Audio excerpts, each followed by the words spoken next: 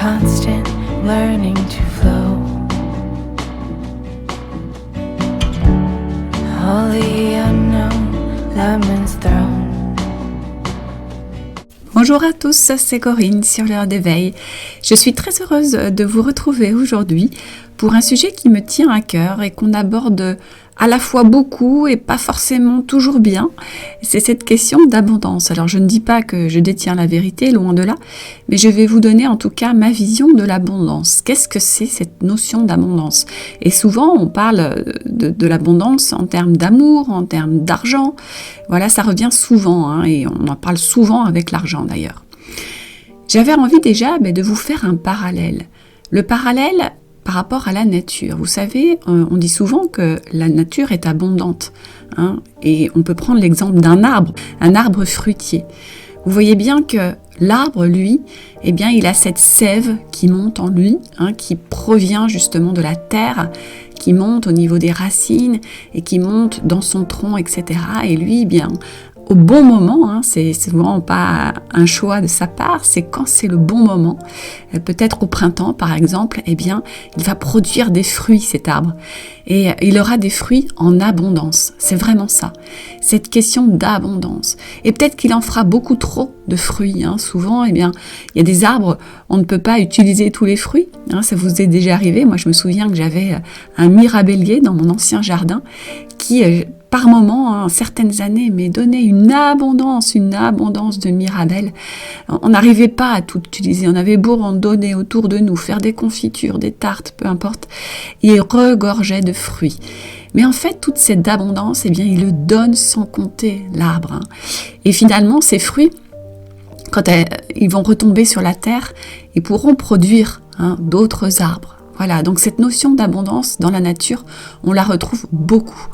Il y a vraiment cette générosité. Et c'est en lien avec l'énergie de vie et l'amour finalement de la nature. Alors pourquoi nous, en tant qu'humains, on a du mal à reproduire tout ça ? Parce que en fait, nous avons tendance à être dans le manque, à vibrer quelque chose qui n'est pas naturel, à être dans le contrôle. C'est notre côté, encore une fois, du personnage, le côté égotique qui va à diviser en général, qui va vouloir séparer, qui va segmenter. Donc souvent dans l'abondance, on va faire des compartiments. Comme je vous disais tout à l'heure, on va dire j'ai de l'abondance par exemple en argent, par contre j'en ai pas en amour, ou inversement, peu importe. Ou alors j'ai de l'abondance dans les biens matériels, ou j'ai de l'abondance dans le côté recevoir par reconnaissance des autres, parce que par exemple je suis connu ou je suis sportif et j'ai de bons résultats. Bref, donc il y a beaucoup de segmentation dans la vision de l'abondance chez l'être humain. Mais c'est peut-être une erreur de segmenter justement cette notion d'abondance, parce que si on est comme cette nature, de manière très naturelle, dans cet accueil de cette sève, la sève intérieure qu'on peut remarquer et voir dans la nature, dans les arbres, elle existe aussi en nous. Et c'est pas une sève, évidemment, qu'on analysera de la même façon, bien sûr, biologiquement, mais c'est également cette énergie qui circule en nous. Et vous savez que quand on avance sur ce chemin d'éveil de soi, c'est palpable, cette sève intérieure en nous. C'est vraiment une énergie que l'on peut ressentir, qui circule en nous, qui nous traverse. Souvent, quand je suis en méditation, j'aime bien ressentir cette énergie qui passe au travers de mes chakras, qui traverse ma colonne vertébrale. Je sens vraiment quelque chose monter en moi. C'est pas de l'invention, ça n'a rien du tout de mental, c'est très ressenti dans le corps. Ça circule en chacun de nous. Nous avons tous cette sève intérieure en nous qui circule et qui est l'énergie de vie, qui est l'amour. Et si vous comprenez que faire circuler ça en vous à tout moment va produire de l'abondance dans votre vie, c'est déjà une grande clé. Parce que cette sève intérieure, lorsqu'elle circule bien, lorsqu'il n'y a pas de blocage, lorsqu'il n'y a pas de peur, lorsqu'il n'y a plus de croyances limitantes, lorsque c'est justement dans l'ouverture et dans la circulation, elle va produire des fruits incroyables. Il faut voir l'abondance un peu comme un flux qui a pris une forme. C'est-à-dire que c'est d'abord quelque chose d'intérieur qui va ensuite prendre une forme à l'extérieur de nous. C'est pour ça que je vous dis toujours, tout part de nous. Il n'y a rien qui vient de l'extérieur. C'est d'abord ce qui se passe en nous que l'on va produire ensuite à l'extérieur de nous. On voit bien que si on prend par exemple un peintre qui est inspiré, qui a une inspiration mais incroyable en lui. C'est un art qu'il pratique avec son cœur. Il va produire forcément des toiles incroyables. Peu importe son style, il va faire passer un message. Parce que son inspiration, c'est de l'amour en fait, qu'il va produire sur ses toiles. Alors que, imaginons quelqu'un qui se dise, moi j'ai envie de peindre, je veux être fort en peinture, et qui mentalement va décider d'être fort. Alors il va pouvoir apprendre une technique, il va pouvoir savoir comment bien dessiner, savoir faire des perspectives, mais si il ne peint qu'avec son mental, il n'y mettra jamais d'amour, il n'y mettra pas son cœur, et ses toiles risquent de ne pas du tout produire l'effet inspirant que pourront avoir d'autres peintres parce que eux, ils auront peint avec leur cœur. C'est vraiment quelque chose que l'on peut retrouver dans tout ce qu'on va pratiquer dans notre vie.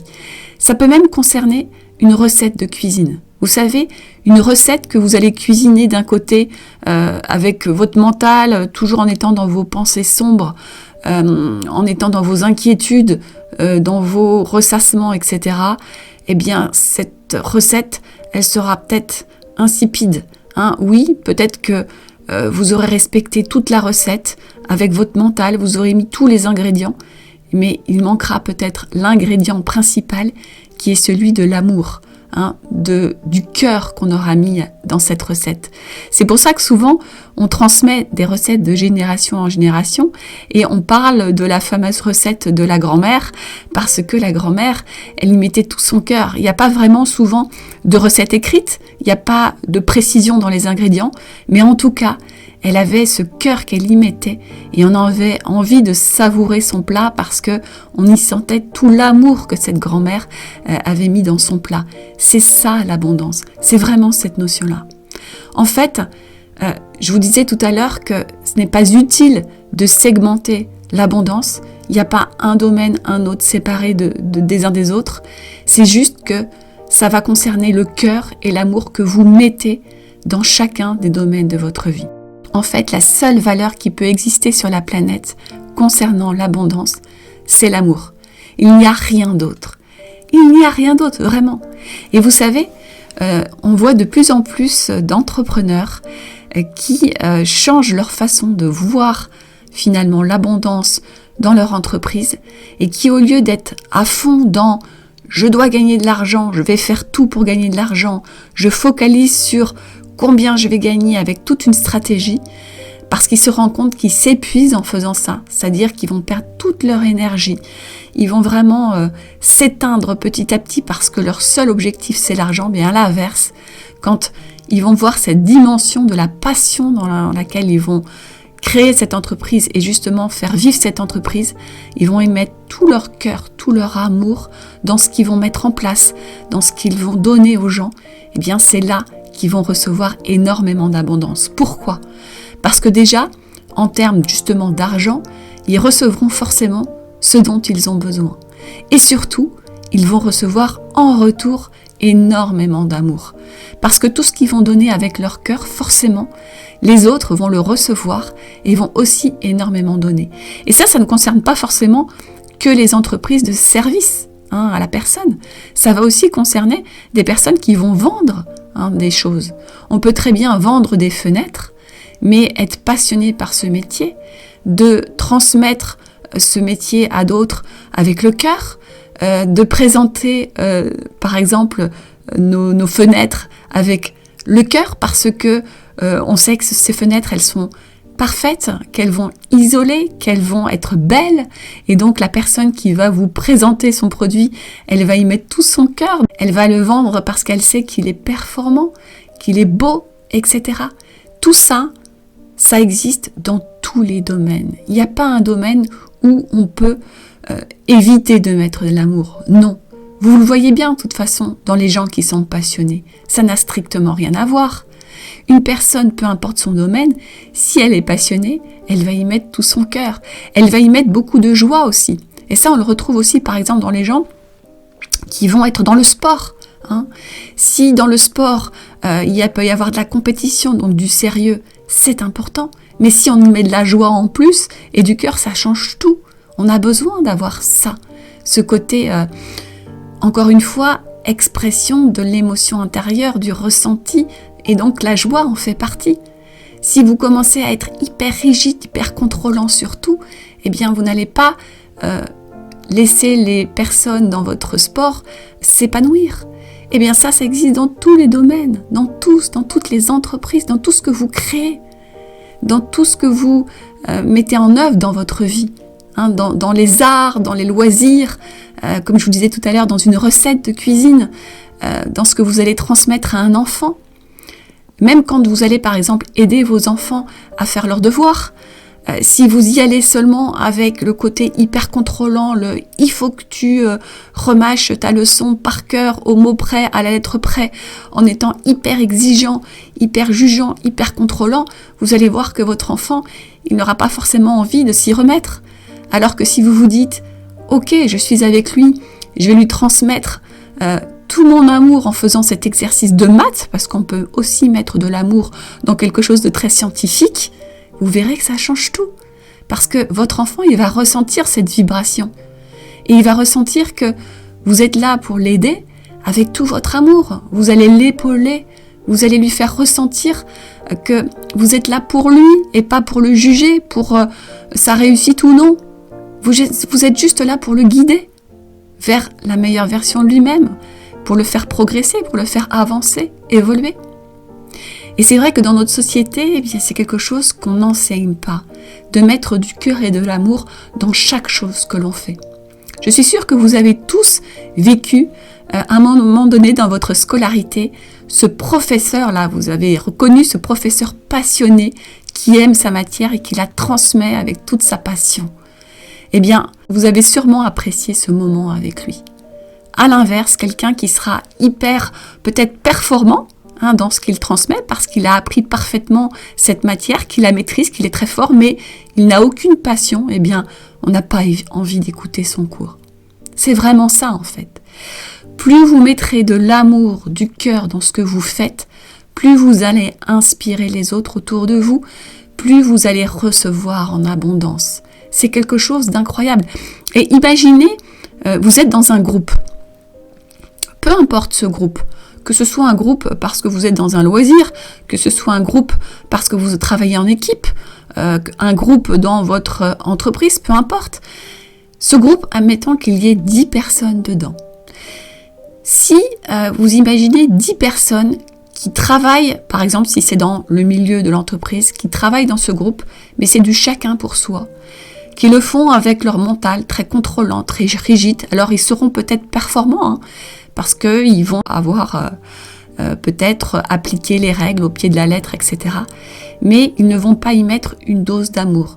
Ils ne vont pas donner en fait leur cœur dans ce qu'ils vont faire au quotidien. Eh bien, ça va être quelque part 10 individus séparés qui vont essayer d'œuvrer, mais qui pourront être en concurrence, qui pourront se comparer les uns les autres, se juger, se dire lui, peut-être qu'il fait bien ça, moi non, il ne faut pas que je lui transmette ce que je sais faire, etc. Ça va beaucoup créer de divisions et finalement, on aura 10 individus séparés qui vont essayer d'œuvrer comme ils peuvent.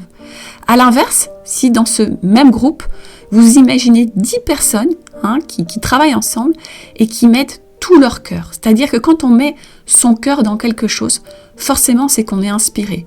On ne peut plus faire un travail qui ne nous inspire plus. Vous savez, ces travails qui nous éteignent, on y va mais on n'a pas envie de le faire. On se force, on n'est pas bien, on sent que ça nous dessert, on y va à reculons. Eh bien, à l'inverse, on y met tout notre cœur parce qu'on est inspiré, parce qu'on aime ça, parce que c'est une passion, parce qu'on sait que ce petit truc-là, on sait très bien le faire, on ne sait pas pourquoi, on ne sait pas d'où ça vient, c'est une inspiration. Ça vient sûrement de cette sève intérieure, on est tous différents. Mais vous verrez que dans ce groupe-là, Chacun va apporter quelque chose qu'il sait faire parfaitement parce qu'il y met son cœur. Il va apporter sa pierre à l'édifice. Et c'est bien fait, parce que on verra que les 10 personnes auront vraiment un savoir-faire complètement différent, mais qui sera très complémentaire. Et bien dans ce cas-là, ce ne sont pas 10 individus séparés qui vont être en concurrence, ce seront 10 individus qui vont apporter quelque chose de plus, et chacun va recevoir ce que l'autre va transmettre aux uns et aux autres. Et on va décupler toute la force, toute la puissance. Ce sera multiplié par 10, même plus, puisque tout ça, ce sera en interaction. C'est vraiment ça, c'est ce qu'on retrouve dans la nature. Forcément, les arbres entre eux, ils communiquent. Et puis, tout ce qu'ils vont se transmettre, c'est pas de la concurrence, c'est au contraire de la collaboration. Mais ça ne peut se faire que dans un monde où on y met son cœur. Dès qu'on va exercer, peu importe, que ce soit un métier, que ce soit un loisir aussi, c'est pour ça que je vous parle du sport, on retrouve beaucoup ça dans le sport. Si dans le sport, on le pratique, mais sans y mettre cette dose d'amour, de passion, de joie intérieure, parce que c'est quelque chose qui nous fait vibrer, eh bien ce sera peut-être quelque chose de performant sur le plan mental, mais il va manquer cette notion de cœur et d'amour qui fait que on a envie d'y être, on a envie de partager, on a envie de vivre quelque chose de collaboratif ensemble, avec le groupe. C'est ça le monde de demain. Et c'est ça l'abondance. Et ça, vous pouvez le retrouver aussi dans la relation humaine, dans toutes les interactions autour de vous. Si vous échangez avec quelqu'un seulement de manière très mentale, vraiment très intellectuelle, avec peut-être un ressenti de l'autre est différent de moi, l'autre peut-être est un ennemi, l'autre est dangereux, que vous n'imitez pas tout votre cœur et votre amour, eh bien ça va être compliqué dans vos relations, toujours, que ce soit en amitié ou en amour aussi, parce que l'autre, vous le verrez de manière tellement séparée de vous, avec peut-être justement cette notion de comparaison, de peur, de croyances limitantes, que ça va vous bloquer, ça va vous freiner. Alors bien sûr, on ne peut pas avoir d'affinité avec tout le monde. Mais ne pas avoir d'affinité avec quelqu'un, ce n'est pas ne pas l'aimer. Ça n'a rien à voir, c'est juste que vous ne vibrez pas à la même fréquence que cette personne-là. Et ça veut dire que peut-être que cette personne n'a pas, entre guillemets, d'utilité dans votre vie, parce qu'ensemble, vous n'avez pas besoin de porter quelque chose au monde. Vous n'avez pas besoin de collaborer pour apporter quelque chose dans ce monde. À l'inverse, si vous avez beaucoup d'affinité avec quelqu'un, que ce soit en amitié, en collaboration professionnelle ou en amour, c'est que vous avez quelque chose à vivre avec cette personne et à apporter à ce monde. Vous avez besoin de collaborer. C'est pour ça qu'il y a cette loi d'affinité qui existe. C'est important. Mais surtout, ne dites pas parce que je n'ai pas d'affinité avec quelqu'un, cette personne, je la déteste. Non. Bien faire cette différence. Mais vous n'êtes pas obligé, évidemment, d'aller vers cette personne. Ne vous sentez pas forcé à aller vers quelqu'un. Donc vous voyez, l'abondance, c'est vraiment quelque chose finalement qui est à la fois très vaste, mais à la fois unique. Ça ne concerne pas un domaine en particulier ou un autre. C'est vraiment une question d'intériorité. Plus vous allez être dans cette abondance intérieure, d'amour, de connexion au cœur, de passion, d'inspiration, etc., plus vous allez récolter dans votre vie. Vous savez cette petite phrase, on récolte ce que l'on sème, c'est exactement ça. Si vous voulez être dans l'abondance dans votre vie, eh bien semez des graines d'amour, toujours, à chaque instant, dans tout ce que vous faites, tout. Et vous pouvez pratiquer dès maintenant. Si vous vous retrouvez, je ne sais pas moi, dans un milieu là, aujourd'hui, où vous allez faire des rencontres de personnes peut-être que vous connaissez ou que vous ne connaissez pas, peu importe d'ailleurs ce que vous pensez de ces personnes-là, si vous commencez à communiquer avec cette personne, avec des graines d'amour, vous allez voir que ça va tout changer. Tout va s'apaiser. Et ça va être de l'abondance parce qu'en retour, vous allez récolter quelque chose de beau, d'apaisant. Vous ne serez plus dans cette rancœur, dans cette peur, etc. Et ça, c'est dans tous les domaines de votre vie. Et tout vient de vous. Vous êtes le principal acteur de ça. C'est pas les autres. N'attendez pas que les autres fassent ça autour de vous. C'est chaque personne dans sa vie qui fera que on va changer cette société. C'est en chacun de vous. C'est ça que j'ai envie de vous transmettre aujourd'hui. Ça existe en chacun de vous. Alors pratiquez l'abondance dès aujourd'hui. Et ça, c'est vraiment important aussi dans vos relations amoureuses. Parce que moi, j'ai beaucoup de personnes qui viennent vers moi pour ces problématiques amoureuses. C'est pareil. Si vous cultivez ça en vous, eh bien, vous récolterez énormément. Et ça, c'est aussi, vous savez, quand dans les relations amoureuses, parfois les personnes me disent eh bien, je me sépare de mon conjoint ou de ma conjointe et j'en peux plus, je la déteste, je le déteste, j'arrive plus à le supporter, etc. Puis après, il y a vraiment une sorte de rupture. Ok, donc la rupture, elle doit exister si on quitte une personne, mais après, il n'y a plus de lien, il y a de la haine, on déteste, etc. C'est comme si du jour au lendemain, et la personne, eh bien, on la détestait. Ça n'existe pas. C'est une vision encore égotique. Lorsqu'on a aimé quelqu'un, cette puissance d'amour, elle ne s'en va pas. C'est juste que peut-être à un moment donné, eh bien, il était temps de changer de chemin, de ne plus rester avec cette personne parce qu'il n'y avait plus rien à vivre ensemble. On n'avait plus rien à apporter dans ce monde, justement. Mais ce n'est pas du tout de partir dans une haine. Ça, c'est l'ego qui reprend le dessus. Si on garde un lien apaisé, tout est juste. Et qu'est-ce qui peut se passer plus tard ? Peut-être que cette personne, elle aura encore un sens dans notre vie. Donc si on a un lien apaisé, eh bien on peut revenir à cette personne avec tout l'amour qu'on a en nous. À l'inverse, si on a semé des graines de haine, de colère, il est quasiment impossible de revenir vers cette personne. Et parfois, vous avez des regrets. Donc, ne basculez pas de j'aime, je n'aime plus, j'aime, je déteste. Ça, c'est l'ego qui ressent ça. Par contre, soyez toujours dans cette notion d'amour et par contre, il peut y avoir à un moment donné moins d'affinité. Et ça existe. Et s'il y a moins d'affinité, eh bien, on se retire. On peut partir. On a le droit de ne plus rester en lien. Mais par contre, on peut garder un lien apaisé. C'est pas parce qu'il n'y a plus d'affinité avec quelqu'un que l'on doit garder un lien de tension, un lien de colère, de haine, de rancœur. Non, surtout pas. Parce que là, vous vous insufflez quelque chose de très négatif. Vous mettez un poison en vous. À l'inverse, si vous apaisez les liens, peu importe ce qui s'est passé, en ayant conscience de cette loi de l'affinité, peut-être que l'affinité n'est plus là, parce que vos chemins se séparent, que vous ne vibrez plus à la même fréquence, que vos valeurs sont peut-être un peu différentes à ce moment-là. Mais si vous laissez ce lien apaisé, vous verrez que vous en sortirez grandi et que l'amour va croître en vous et que l'abondance dans votre vie sera de plus en plus grande. Et même l'abondance dans ce qui est financier finalement, puisque vous aurez ce dont vous avez besoin. Vous ne manquerez de rien. Voilà, je vais en rester là aujourd'hui avec cette notion d'abondance. C'est un sujet très subtil mais à la fois très simple. Et j'espère que ça vous aura inspiré parce que c'est quelque chose que vous pouvez mettre en place dès maintenant. Essayez aujourd'hui, dans cette journée ou dans la journée de demain, de semer une graine d'amour dans n'importe quel domaine de votre vie.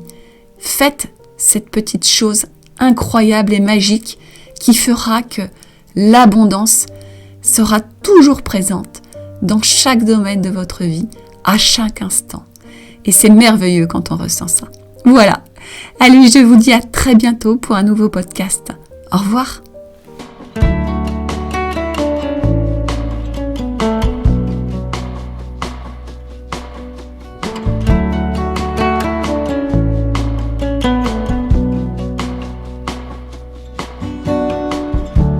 Change is constant, learning to flow.